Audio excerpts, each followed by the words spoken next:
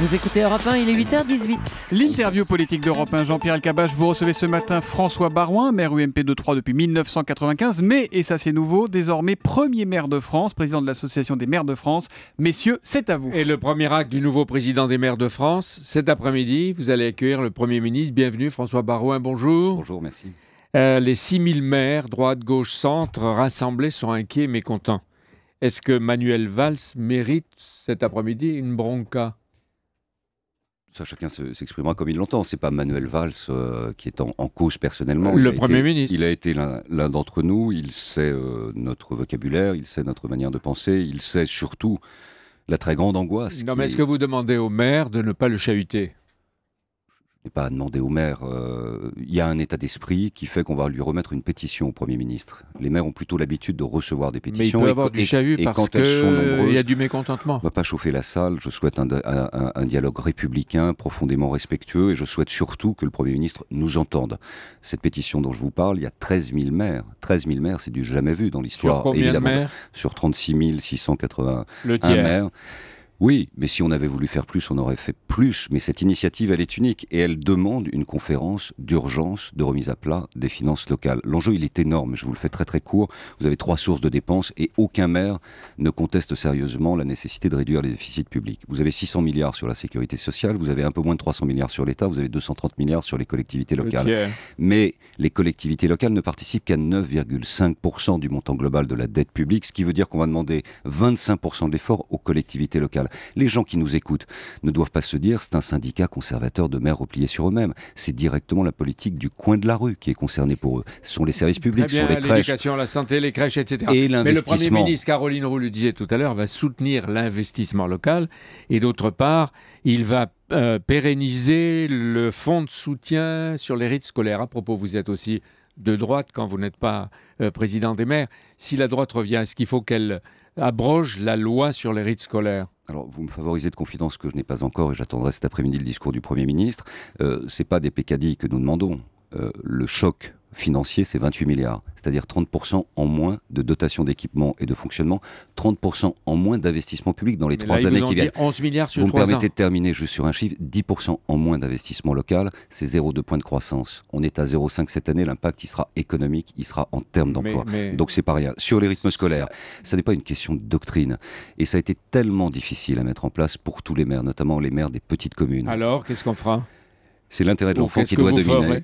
Et la priorité qui sera notre sollicitation essentielle sera sur la pérennisation du fonds de financement. On a tellement déstabilisé dans un gouvernement... Donc si vous l'accordez, ce sera positif.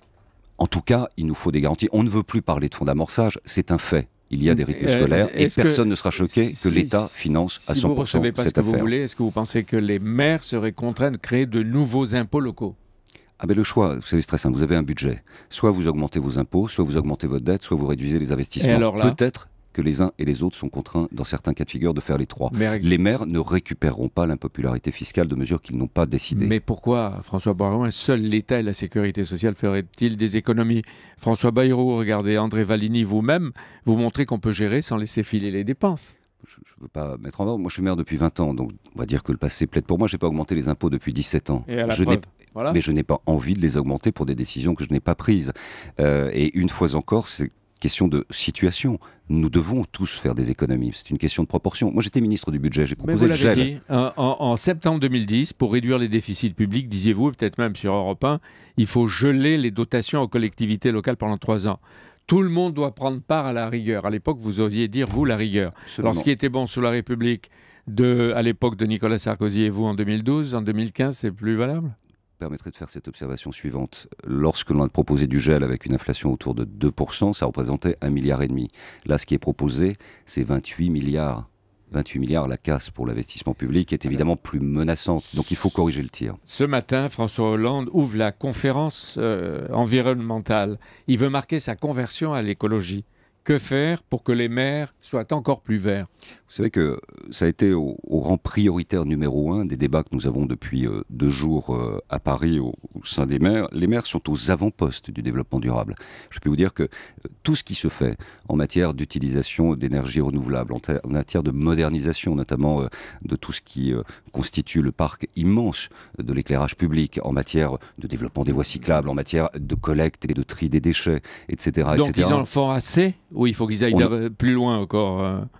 C'est évidemment le sens de l'histoire, c'est naturellement quelque chose qui doit toujours s'adapter à l'évolution de la technique et du progrès. Ça doit être le meilleur rapport qualité-prix pour le contribuable et pour l'usager du service public. Barouin, Jean-Pierre Elkabbach. Le président Jean-Claude Juncker est formidable. Il transforme en 3 ans une mise initiale de 21 milliards en 315 milliards.